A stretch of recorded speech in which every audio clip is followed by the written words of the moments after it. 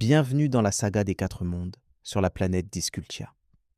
Dans la première partie du chapitre 1, Lucian a observé la réapparition de la seconde étoile Altera lors de la fête des réapparitions. Mais quelque chose dans le ciel ne correspondait pas à ce qu'il avait toujours observé. Voici maintenant la suite et fin du chapitre 1.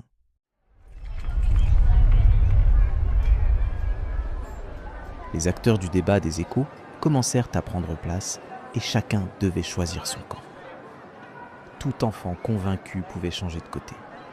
Le groupe le plus nombreux à la fin gagnerait le droit de choisir ses ateliers de formation en premier. Les éducateurs, assis à l'ombre d'un portique, prirent place discrètement.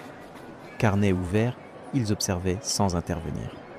Lucian fut happé par le camp des défenseurs du cycle. Marcus, sans hésiter, rejoignit celui des croyants au présage. Les deux groupes s'assirent en cercle sur les dalles de la cour, les yeux brillants d'excitation. Lucian s'avança d'un pas.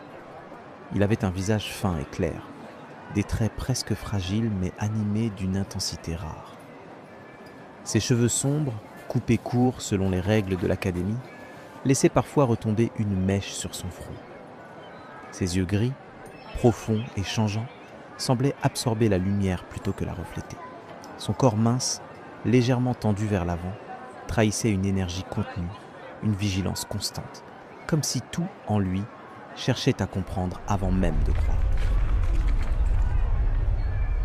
La deuxième étoile revient toujours. C'est une régularité, comme le jour et la nuit. Regardez le ciel, regardez le pic de l'aurore. Elle apparaît toujours au même endroit. C'est la preuve que c'est un cycle.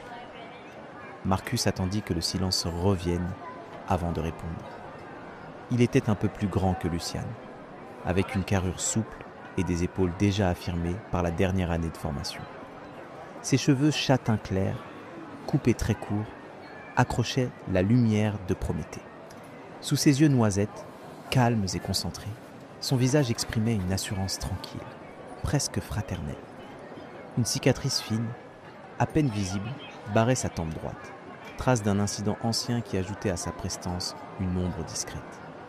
Sa voix était claire, calme. Mais Lucian, tu le dis toi-même, elle ne se lève pas toujours au même endroit. Parfois plus haut, parfois plus bas. Si c'était un cycle parfait, il n'y aurait jamais de différence. Peut-être que ces variations sont justement le langage des dieux. Le cercle se troubla. 2 enfants glissèrent du camp de Lucian vers celui de Marcus. Lucian serra son carnet, haussa la voix. Ce sont des détails. Un souffle de différence, rien de plus. Ça reste un cycle, même avec de petites variations. Sa voix claquait trop fort.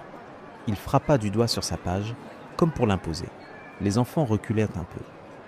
Marcus, lui, restait assis droit, le visage tranquille. Les présages ne sont jamais identiques, dit-il posément. C'est leur variation qui leur donne un sens. Un autre enfant changea de camp, puis un autre. La balance penchait. Lucian s'agitait, répétait ses arguments, mais sa colère étouffait ses preuves. Marcus, lui, n'avait pas besoin de hausser le ton. Ses mots se suffisaient. Quand la cloche retentit, le cercle se dispersa. Le camp de Marcus l'avait emporté largement. Les éducateurs refermèrent leurs carnets sans un mot, mais leurs regards s'étaient croisés au moment où le mot variation avait été prononcé. Les rires reprirent aussitôt. On se bousculait, on plaisantait sur les prochains ateliers. Marcus recevait des tapes amicales dans le dos. Lucian restait à l'écart, le carnet crispé contre lui. Marcus finit par quitter son groupe et vint s'asseoir à côté de lui. Un silence d'abord. Juste le ciel où les 2 étoiles montaient ensemble. « Tu avais raison, dit-il enfin. Ce que tu as vu, les petites différences. Les maîtres ont entendu. Ils s'en souviendront. » Lucian releva les yeux. « Alors pourquoi tu as dit que c'était des présages ?» Marcus haussa doucement les épaules. « Parce que les autres écoutent plus facilement quand on leur parle de Dieu que de chiffres. » Il se leva, prêt à rejoindre ses camarades. Avant de partir, il posa une main sur l'épaule de Lucian. « Ne t'en fais pas. Ce que tu as vu compte, même si personne ne veut encore l'entendre. » Puis il s'éloigna, happé par les rires et les chants. Luciane resta seule sur la marche, partagée entre la fierté d'avoir remarqué quelque chose d'unique et la douleur d'avoir perdu. La fête emplissait la cour. Les chants du temple, le rythme des tambours et les rires des enfants recouvraient tout. Les 2 étoiles brillaient haut dans le ciel, comme si rien n'avait jamais troublé l'ordre du monde. Luciane, en retrait, n'arrivait pas à sourire. Ses doigts crispés serraient son carnet. Dans sa tête, les voix se disputaient. Il inspira, la poitrine serrée. Autour de lui, tout le monde semblait heureux. Même Marcus, orphelin comme lui, riait avec les autres, déjà adopté par ceux qu'il connaissait à peine. Luciane sentit une brûlure jalouse lui grimper jusqu'aux yeux. Le sol vibra encore. Les animaux figés, le faux calme de la nature. Tout ça disparaissait derrière la musique, les chants, l'agitation. Mais lui continuait de le ressentir. Pourquoi moi ? Pourquoi est-ce que je vois ça ? Et pourquoi je n'arrive pas à être comme eux ? Un éclat de colère monta, brutal. Luciane ouvrit son carnet et, sans réfléchir, arracha les pages d'un geste sec. Les feuilles griffonnées s'envolèrent dans lambeaux. Il en déchira d'autres encore, jusqu'à ce qu'il ne reste que la couverture vide.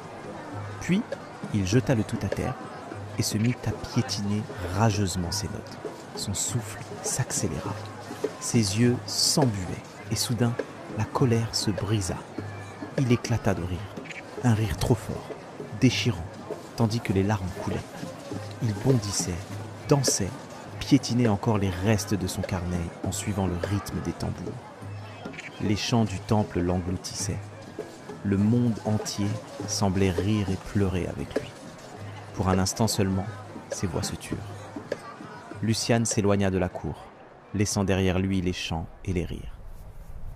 Ses pas le ramenèrent sur le chemin de pierre vers la butte herbeuse, mais il continua plus loin, comme attiré par le pic de l'aurore. S'en approcher, c'était presque un défi lancé à lui-même. Abandonner ses intuitions, les réduire au silence. Il s'arrêta net. À la lisière d'un fourré, un petit animal gisait immobile. Pas domestique. Ses yeux jaunes fixaient le vide. Sa respiration courte trahissait la peur. Un renardeau sombre, frêle, abandonné. Contrairement aux autres bêtes, figé depuis le lever des 2 étoiles, celui-ci tremblait. Luciane s'accroupit et le prit dans ses bras. L'animal ne protesta pas, comme vidé de toute énergie. En se redressant, il vit sous son pied une lueur rougeâtre, presque imperceptible. Il posa le renardeau, écarta la terre et les pierres. Là, coincé dans une fissure du sol, gisait un petit objet métallique. Lisse, sans bouton, pas plus grand que la paume de sa main ressemblant aux tablettes utilisées pendant les enseignements à l'académie. Quand il le toucha, la surface vibra faiblement. Ses doigts picotèrent. Puis, brusquement, des images traversèrent son esprit. Un homme en habit sombre, transpercé par une lame, son corps s'effondrant sous des cris. Une femme agenouillée, ses mains couvertes de sang, ses larmes tombant sur le sol. Un nourrisson enveloppé d'un linge, qu'on berçait à la hâte. Et cette même petite machine, déposée près de l'enfant, comme une offrande silencieuse. Luciane haleta, le cœur battant. Les visions disparurent aussi vite qu'elles étaient devenues. Le renardeau avait déjà filé entre les buissons. Restait la machine, tiède et vibrante, serrée dans sa main. Il la cacha contre lui et reprit lentement le chemin du temple. Les chants redoublaient, la fête battait son plein. Personne ne le remarquait rejoindre la foule. L'air absent, un secret nouveau brûlant contre sa poitrine.